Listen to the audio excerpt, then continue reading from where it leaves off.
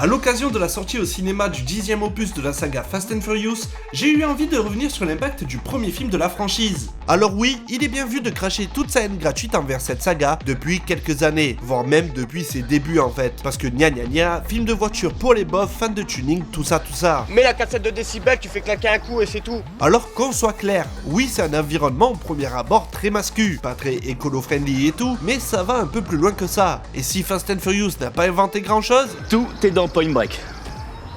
Tout. Et que le scénario n'était pas son principal attrait, il a quand même su mettre en avant toute une sous-culture importante pour une partie de la jeunesse de son époque. Et rien que le fait de nous infiltrer dans le monde underground du street racing suffisait à vendre un projet prometteur et inédit au cinéma. Enfin, pas vraiment, puisqu'en 1971, on avait déjà eu un aperçu de ce monde dans Macadam à deux voies, alias Two Lane Blacktop, un film qui suivait des coureurs automobiles tout au long de la fameuse route 66. Tout est déjà là, les voitures modifiées, les courses en ligne droite, le public qui fuit quand la police arrive, etc.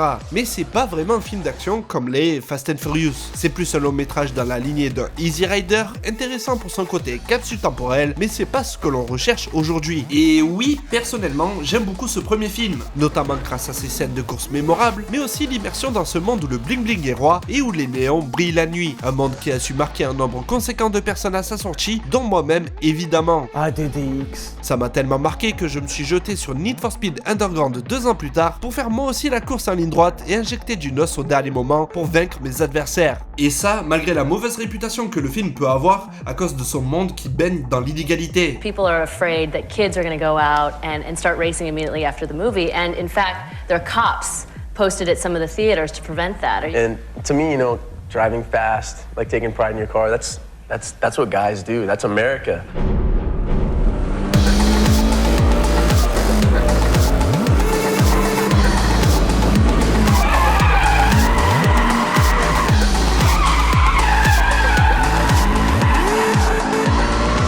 And, you know, racing has always been around, it always will be. Vous vous doutez bien que si on a eu 10 films depuis, dont un spin-off, c'est bien que la saga est devenue un énorme succès populaire, au point même que dès sa sortie, on a eu droit à un paquet de films calqués sur ce premier opus, et c'est donc notre sujet du jour. Alors faites chauffer les moteurs et mettez vos ceintures, il est l'heure de s'intéresser aux clones de Fast and Furious.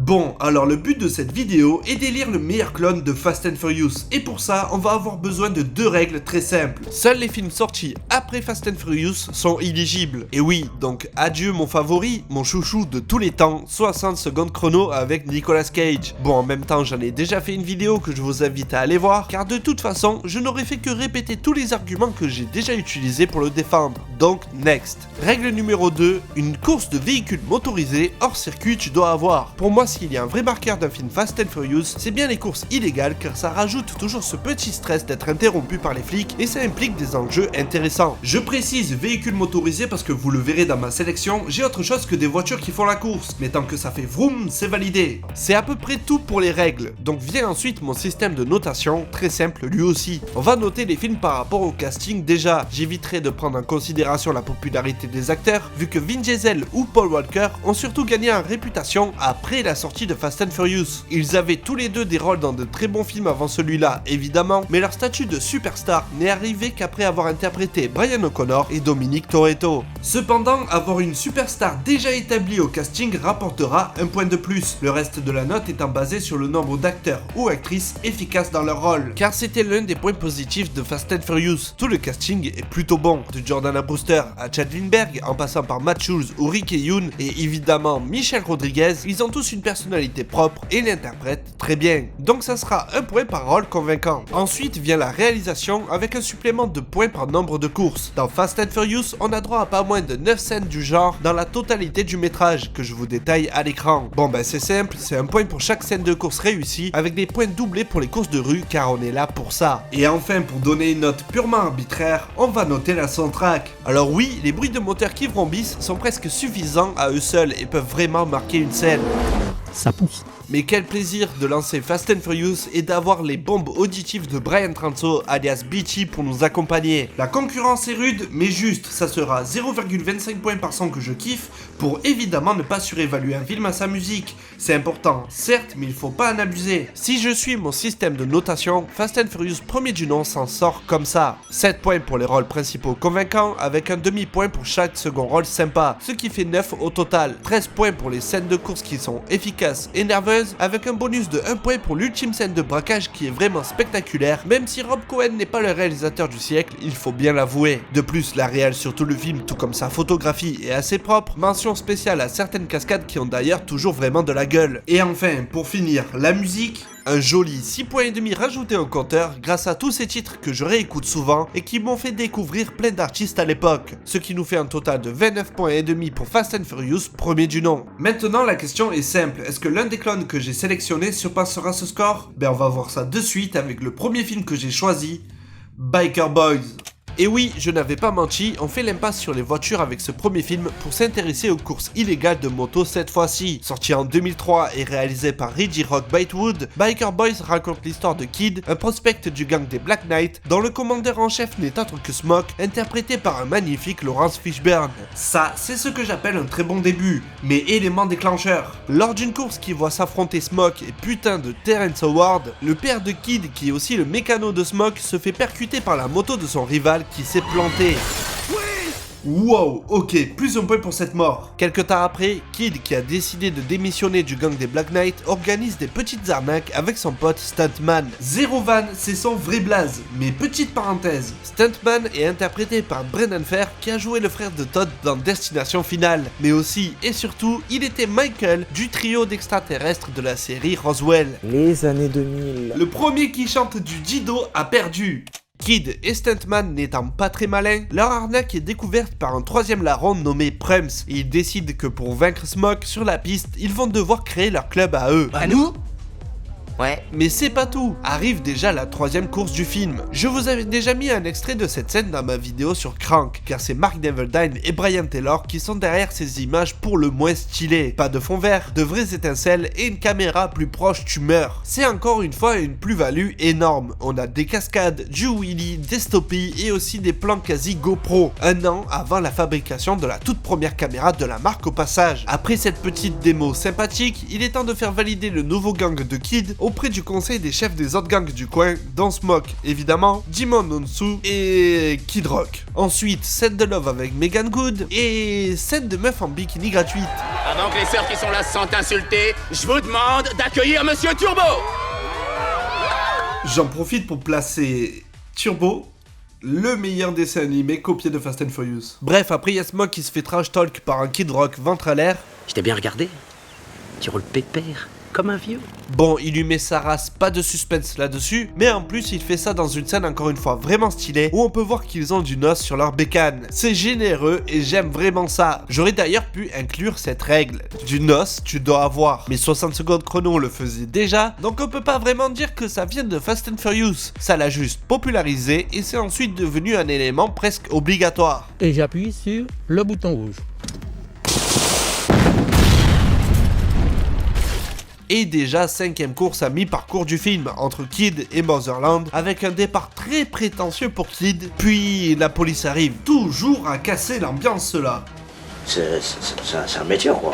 Petit rappel que leur course est illégale du coup, et c'est l'occasion rêvée pour préciser que le film est basé sur un article de presse tout comme l'était déjà Fast and Furious. Pour Biker Boys, c'est le journaliste Michael Gougis qui a su décrire sa plongée dans cet univers particulier aux réminiscences importantes, et qui a su inspirer à son tour le réalisateur Reggie Batewood pour tourner un véritable film d'action aux allures de western moderne, dont les cavaliers ne raillent de plus sur des chevaux, mais des monstres pouvant taper dans des vitesses à 3 chiffres. C'est important comme point car ça met en avant une véritable culture assez inédite au cinéma, et en tant que kiffeur des Rough Riders, c'était inévitable que j'en parle. Mais on approfondira tout ça un autre jour vu que c'est vaste et il y a d'autres films à voir. D'ailleurs, je vais m'arrêter là pour Biker Boys, parce que vous devez voir ce film, que ça soit meilleur clone de Fast and Furious ou pas d'ailleurs. C'est un film fait avec énormément d'amour et de passion pour son sujet, au point même que la majorité des acteurs du long métrage n'ont pas été pris pour leur talent pour jouer la comédie, mais pour rider une bécane. Et ouais, même Laurence Fishburne. C'est durant la production des 2 suites de Matrix que Lawrence a accepté le rôle de Smoke qui lui va comme un gant, et inspiré d'une véritable figure connue du milieu en la personne de Manuel Galloway. Et ce qu'il a à dire sur le film est important. L'idée que quelqu'un veuille faire un film sur la culture des motards noirs qui existe dans ce pays m'a semblé fantastique. Le film expose et met en lumière une communauté qui existe depuis très longtemps dans notre pays, en toute discrétion, et c'est en soi un acte vraiment révolutionnaire.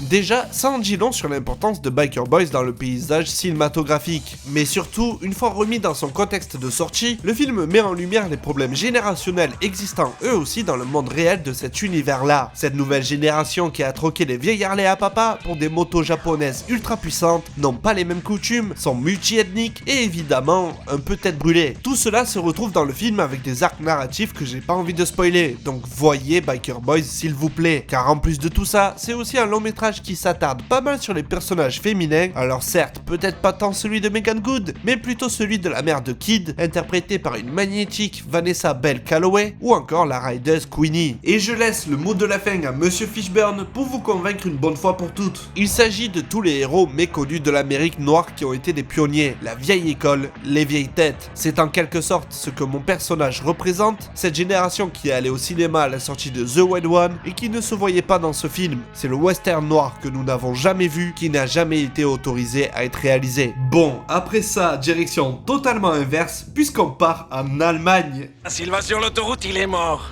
On a plus de puissance. Je vais pas faire le film dans l'ordre chronologique cette fois-ci, car ça serait trop long, mais on démarre direct sur une copie de l'intro de Fast and Furious, sauf qu'au lieu d'un braquage de lecteur de DVD, on a droit à un vol d'Audi TT. On découvre alors notre héros, le Paul Walker germanique, alias Karl-Heinz Krause. Karl. Ça sera Karl, et puis c'est tout. Donc Karl est un agent de police que l'on peut qualifier de maladroit.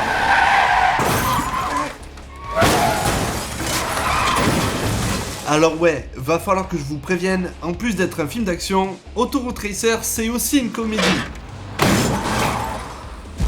Ce qui donne des scènes comme le carambolage de début, mais aussi tout le reste du film. Il faut juste être prévenu, parce que si vous attendez un film sérieux, c'est clairement pas celui-là qu'il faut se mettre. Et regarde pas chérie, ça va faire mal. Bon, le bruitage est marrant, c'est vrai, mais tendez un peu l'oreille pour celui-ci. Je m'appelle Moni.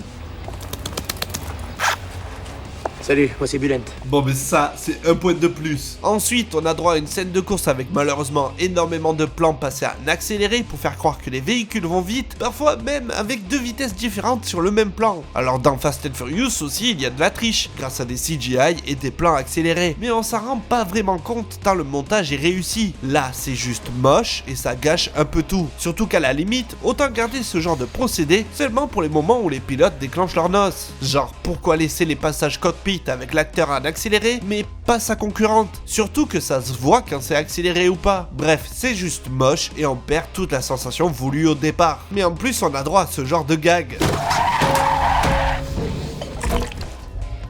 Ouais, mettez votre bon goût de côté, ça vous servira pas pour celui-là. Enfin, au moins sur le côté action, parce que pour tout le reste, ben sincèrement, je trouve la comédie plutôt réussie. Notamment parce qu'en réalité, ça fait très teen movie. Alors la plupart des persos sont lambda au possible, à part peut-être le Elvis Berliner et le commissaire Bougon qui chasse les racers. Ça, c'est des personnages qui fonctionnent pas mal. Puis il y a vraiment cette vibe décomplexée, voire vulgaire à la American Pie que j'aime bien. Oh, c'est pratique.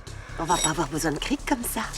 Et à part Knut ou Claudie, qui est d'ailleurs l'actrice principale de la série Le Destin de Lisa, ben quasi tout le cast fait vraiment juvénile et participe à cet esprit teen que j'apprécie tant. Genre Karl là, je suis sûr qu'il a même pas perdu son gland de lait. C'est en plus aidé par le fait qu'on retrouve Alexis Thomasian, Virginie Ledieu, Christophe Lemoine ou encore Emmanuel Guérigeau au casting VF du long métrage. Du coup, une fois averti que c'est une comédie très burlesque, ça le mérite d'être au moins divertissant. Autant que peut l'être un clone de Fast and Furious allemand en tout cas. Au passage, si vous êtes fan de VF, il est temps pour moi de vous présenter l'application Blind. Si comme moi vous aimez vous immerger dans des univers fictifs, Blind c'est vraiment une super découverte. Blind propose des séries audio avec une réalisation pointue. Ça fait du bien de trouver une alternative aussi addictive que les séries qu'on retrouve sur les plateformes que vous connaissez déjà. On plonge véritablement au cœur d'histoires passionnantes aux côtés de Richard Darbois, à mener des enquêtes aux côtés de Sherlock Holmes avec Frédéric Souterel et Jérémy Covillo, ou encore d'embarquer dans une course de voiture effrénée avec les Red Nose de Streamliner, accompagnés accompagné d'Alexis Victor.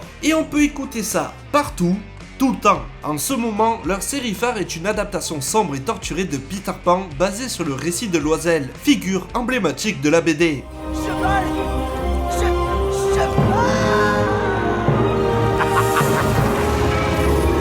Après l'avoir écouté, je peux vous dire que c'est très loin du Disney naïf et enfantin, et ça fait vraiment du bien d'avoir une adaptation poignante. Je vous assure qu'on a vraiment l'impression d'y être. Chaque personnage est interprété par un comédien, le sound design est très bien réalisé, et la musique originale fonctionne à merveille. Blind, c'est donc des passionnés qui font de la fiction audio de qualité, dans leur propre studio à Lyon. Écriture, enregistrement des comédiens, edit, sound design, composition musicale, ils ont eu la chance de travailler sur plusieurs de leurs créations, avec Donald Renew, Dorothée Pousseau, Boris Rélinger, Damien Witeka et plusieurs autres gros noms du doublage. Je vous conseille vraiment de jeter une oreille à leur création, facile d'accès sur leur application et à un prix très abordable. Pour avoir un essai gratuit de 15 jours à l'application, vous pouvez utiliser le code ACE420 et j'attends vos retours pour savoir quelles œuvres vous ont fait kiffer. Merci à eux de m'aider pour mes propres créations et on retourne en Allemagne.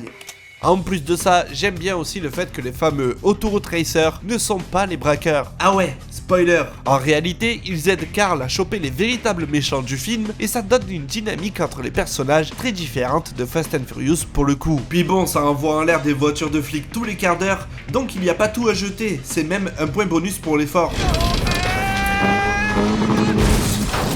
Il y a des vraies cascades, de la tôle froissée et une vraie envie de faire un film d'action sympa et fun, mais bousillé par un montage raté, et je pense que ça résume tout le film. Et cerise sur le gâteau, c'est une adaptation du jeu vidéo Paris-Marseille Racing, alias Autobahn Racer. C'est au mieux divertissant, au pire oubliable, mais ça a le mérite d'exister. Et comme pour Biker Boys, je réserve sa note pour la fin de la vidéo. Bon, après l'Allemagne, on pourrait faire un tour au Japon avec Initial D, revenir aux États-Unis avec Torque, mais j'ai décidé de faire court et d'aller droit à l'essentiel en vous parlant du film le plus similaire à Fast and Furious premier du nom, Too Fast, Too Furious. Je sens que ça va être un rodéo de la mort ce soir. On y va, on y va, on y va. Faites chauffer vos soupapes. Alors oui, c'est triché, mais laissez-moi m'expliquer. Quand j'ai vu pour la première fois Fast and Furious, c'était ma première location en DVD. J'ai pris une claque, surtout sonore, mais aussi culturelle, et j'avais qu'une hâte qu'une suite soit mise en chantier. Et c'est arrivé relativement vite. Seulement 2 ans après le premier. En prime, un mini-clip court-métrage a été réalisé pour montrer la fuite de Brian à travers les États-Unis, car il est désormais recherché par la police pour avoir laissé Dom s'enfuir. Ça s'appelle Turbo Church Prelude, et c'était mis en bonus des DVD du premier, juste avant la sortie de la suite au cinéma. Un petit ajout au lore qui était bienvenu, car c'était un vrai lien entre les deux longs métrages. D'ailleurs, le fait que Paul Walker revienne dans le rôle de Brian, c'était tellement attendu. Ça faisait du bien de revoir O'Connor, et le manque de Vin Diesel était logique. Donc perso, ça ne m'a jamais posé problème. I think initially, I think that was everyone's concern, you know, because a lot of people attributed the success of the first one to Vin. But, you know, apparently the fan base was there and the interest to see a sequel was there, regardless as to whether or not he came back. So we went out and made another one. C'était donc la giga hype de mon côté. En plus, c'est réal par John Singleton, qui avait auparavant réalisé Boys in the Hood, le metteur en scène derrière Poetic Justice ou Fièvre à Columbus University, à la tête de la suite de Fast and Furious. Mais banco, quelle bonne idée! En plus, on passe de Los Angeles à Miami, de Ja Rule à Ludacris. Au passage, on aurait pu avoir Redman à la place, ce qui aurait été incroyable. Et supplément Eva Mendes. Elle en a 2! Bref, c'est déjà solide sur le papier, mais rajoutez à ça un scénario qui met en avant Tyrese et le passé de Brian, en refaisant de lui un flic, certes, mais qui s'associe à son pote Ex-Tolar, la dynamique buddy movie du duo, couplée à un méchant, vraiment méchant, et vous obtenez mieux qu'une suite, un clone parfait. Alors certes, 20 ans plus tard, certains fonds verts ou modèles 3D ont un peu vieilli, mais aujourd'hui je leur trouve un charme précurseur de ce que deviendra Speed Racer. C'est même pas moi qui le dis, c'est John Singleton lui-même. I was very much influenced by 3 things, by Japanese anime and by the Speed Racer cartoons of old, and then the video games Gran Turismo. La première scène de course en est un parfait exemple en termes de réal, mais aussi d'utilisation des couleurs vives. C'est pétillant, la caméra va partout, comme libéré de toute règle logique ou physique, il ne compte que les sensations de vitesse pure et de danger imminent. Et oh purée, c'est comme dans le jeu!